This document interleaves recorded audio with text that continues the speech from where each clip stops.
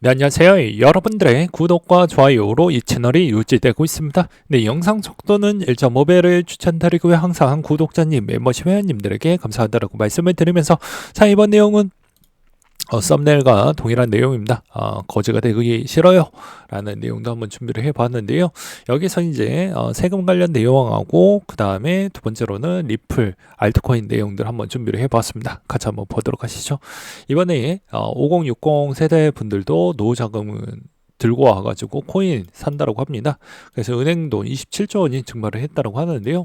요즘에 이제 빗썸도 마케팅을 좀 많이 하고 있는 시장입니다. 업비트가 별로 이제 많이 안 하는데 대부분 이런 쪽에서 자금이 계속 들어오고 있다라는 건 뭐가 됐던 간에 좋은 부분이라고 볼 수 있습니다.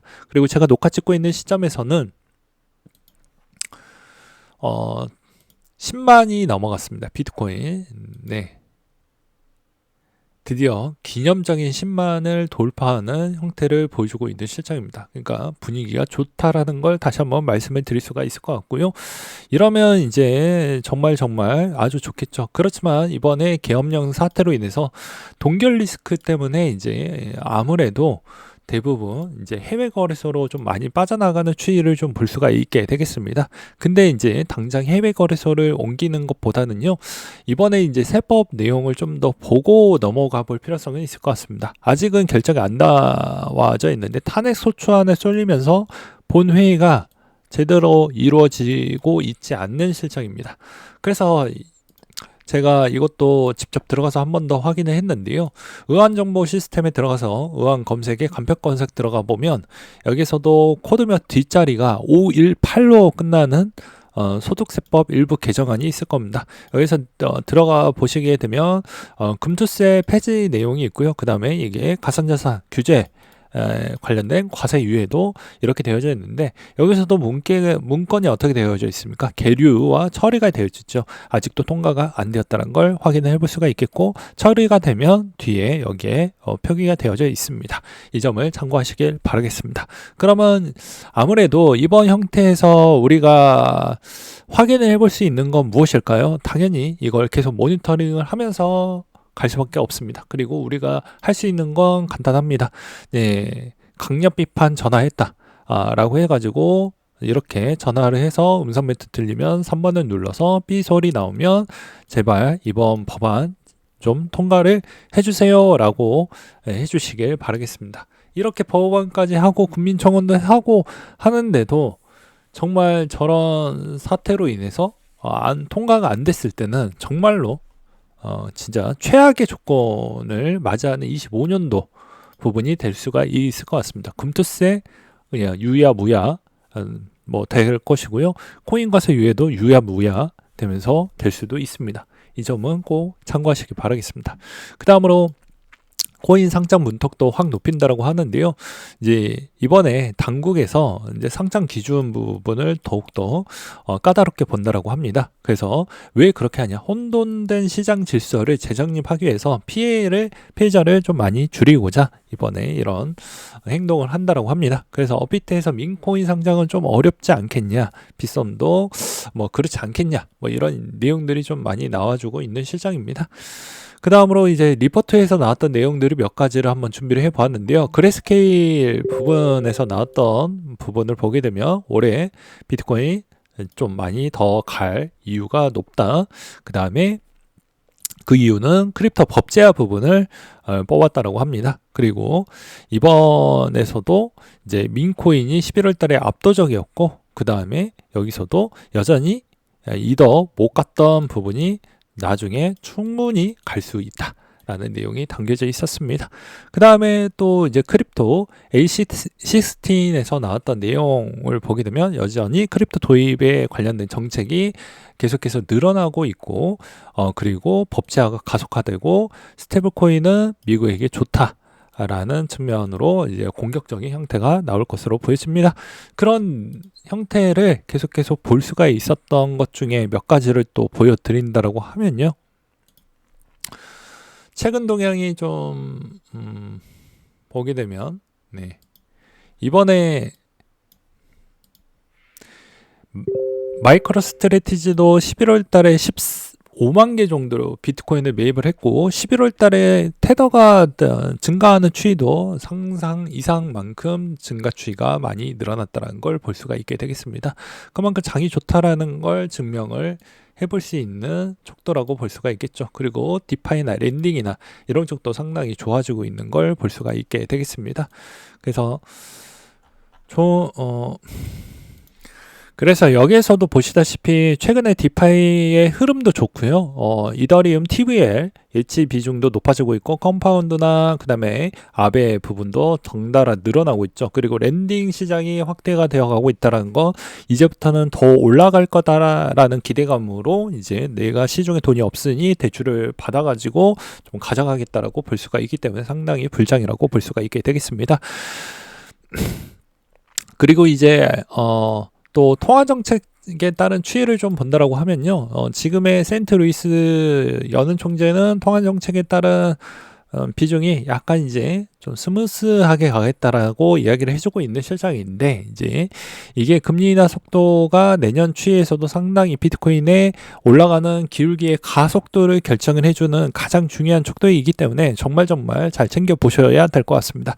근데 이제 지금의 이야기는 미국 경제가 아직도 괜찮기 때문에 이 인플레도 2% 도달했기 때문에 이제 금리 인하의 속도를 조금 더 늦출 수는 있겠다. 근데 방향성은 똑같아요. 방송은 똑같기 때문에 이 점을 참고하시기 바라겠고요.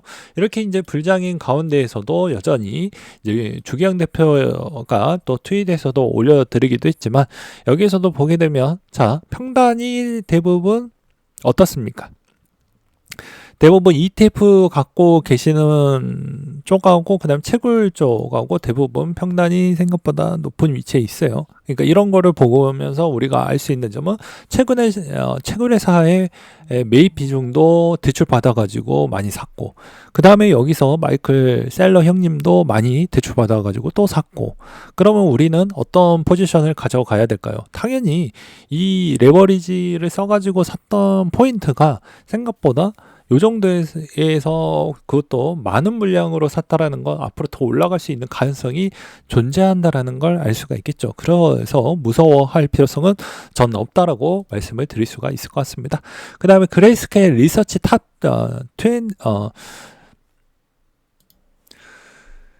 20 같은 경우에는 비트코인, 이더리움, 솔라나, 톤코인, 체인링크, 니어, 유니스왑 수위, 그 다음에 스택스, 아베, 옵티미즘, 대부분 여러분들 알고 있는 스카이, 등등등등 이렇게 있어요. 그럼 여기에 일단 그레이스케일이 있는 이 탑 20에 들어가져 있는 게 해당 네 종목에 있으면 그렇게 나쁜 수익률은 아닌 것 같습니다. 최근에 올라갔던 주요 분포도를 보게 되면 대부분 수익률이 여기에 들어가져 있는 게 좀 나쁘진 않거든요.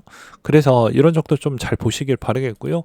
그 다음에 캐나다 암호화폐 거래소 USDC 거래 가능 추이라고 되어져 있는데, 대부분은 이렇게 스테이블 코인에 따른 확장성이 보여주고 있는 내용들이 계속 나와주고 있다는 것도 긍정적이고 앞으로도 자금이 더 많이 들어올 수 있다라고 볼 수가 있게 되겠습니다. 그 다음에 트럼프 당선 후 민코인 상장도 늘어났던 측면도 상당히 긍정적인 요인이라고 볼 수가 있고요. 그 다음으로 또 볼 수 있는 건 리플이 잠시 좀 조정이 나왔던 이유는 아무래도 이제 호재 부분이 잠깐 좀 미루어졌다라는 내용이 나와서 그렇습니다. RLUSD가 이제 아직도 뉴욕 이제 금융감독청 산하에서 이제 계속해서 우리가 승인을 받기 위해서 노력을 좀 하고 있다라고 이야기를 해주고 있기 때문에 이거 잘하면 이제 ETF랑 이제 시점이 같아질 수도 있어요. 그러니까 계속해서 확인이 필요하긴 하는데, 잠시 조정이 제가 녹화 찍고 있는 시점에서도 제가 이야기를 했지만 이게 이제 4,000원대가 약간 나오고 여기에서 이제 어느 가격대에서 지지를 받느냐가 좀 아주 중요한 척도가 될 것 같다라고 저는 말씀을 드릴 수가 있을 것 같습니다. 그래서 이미 올라간 거는 분명히 여러분들이 이런 생각을 많이 할 것 같아요. 올라간 건 무섭고요. 나머지 거는 어떻게 할지 모르겠어요 하니까 제가 뭐라고 했습니까? 비트코인 이렇게 많이 올라가면 비트코인 캐시도 잘 올라갈 거다라고 해서 잘 올라가고 있고, 이더리움 아직 올라간 게 별로 없으니까 더 올라갈 것이다라고 이야기를 했었죠. 그 다음에 내가 돈이 부족하고 내가 그런 측면에서 약간 레버리지를 쓰고 싶다라고 했으면 레버리지 ETF 쪽으로 가라고 계속해서 말씀드렸습니다. 최근에 레버리지 ETF에 따른 성적표도 상당히 좋습니다. 이더유 13% 넘게 올랐고요. 그 다음에 BITX도 마찬가지로 12% 넘게 올라가고 있는 모습을 볼 수가 있게 되겠습니다. 그 다음으로 또 보게 되면 이더리움 클래식도 마찬가지로 좋은 모습을 보여주고 있죠. 그러니까 이번에 이제 이더 같은 경우가 왜 이렇게 이제 좋은 포지션을 보여줬던 측면은 뭐 다음 시간에도 한 번 더 언급을 드리기도 하겠지만, 이더의 옵션 승인 여부 부분이 때마다 상당히 좋은 퍼포먼스를 보여주었다라는 것입니다. 그래서 이번에도 마찬가지로 이더리움이 이제 단기적으로 좀 많이 올라갔으니까 이더 계열 쪽도 같이 움직이는 거 아니냐, 뭐 이런 이야기가 있더라고요. 네. 그 다음으로 이제 에이다 같은 경우가 이번에 이제 100만 TPS 돌파했다. 그래서 잘 추진을 해주고 있기 때문에 나쁠 건 없다. 앞으로 에이다도 열심히 일을 하고 있구나 라는 걸 볼 수가 있게 되겠습니다. 네, 오늘 내용 여기까지 준비를 했는데, 여기서 이제 제일 중요한 거는 항상 마지막에 나오죠. 예, 제일 중요한 건 이제 도미넌스에 따른 위치를 좀 볼 필요성이 있습니다. 최근에 도미넌스가 계속 공부를 했었을 때 이제 말씀을 드린다라고 하면, 이때 2017년도 때는 ICO 붐 때문에 여기에 있는 기준표를 표본으로 잡기에는 좀 어려워요. 그렇다고 해서 21년도 한 번에 있는 표본 가지고 가져가기도 좀 애매하긴 해도 그냥 참고하시라고 그냥 말씀을 드리는 바가 될 것 같습니다. 자, 여기에 있는 이 가격대 추이가 보게 되면 도미넌스가 통상 70%, 이때가 70% 가격대거든요. 여기가 70이고, 그리고 한번 내려갈 때 여기가 60입니다. 그럼 대략 변동성이 10% 도미넌스가 움직였었을 때, 그리고 대략 6에서 7% 정도 움직였었을 때는 잠시 꼬리표를 좀 많이 남기더라. 캔들 보시는 방법 아시죠? 예, 꼬리표가 왜 남겨지는지 변동성이 생겼다라는 거예요. 그러면 이번에도 마찬가지로 60%를 정확하게 이야기하면 61%를 찍고, 그 다음에 또 50 몇 퍼센트냐? 네, 54%를 찍었죠.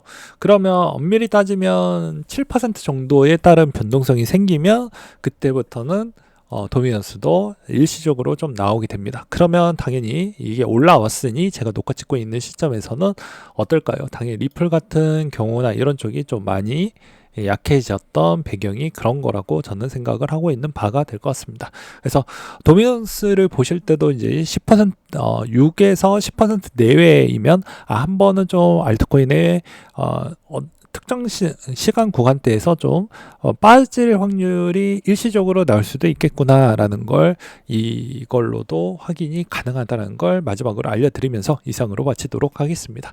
제발 이번에도 저는 상관이 없어요. 이렇게 싸우는 거 가지고 뭐 하는 것까지는 저는 중요하지 않습니다. 그냥 제발 우리가 원하는 가설 유예만 좀 잘 통과가 되어 주었으면 좋겠고요. 그리고 이분들의 본분 일을 시키는 겁니다. 항의 전화나 한 통화씩 제발 넣어서 제발 일 좀 시키도록 해주시길 바라겠습니다. 네.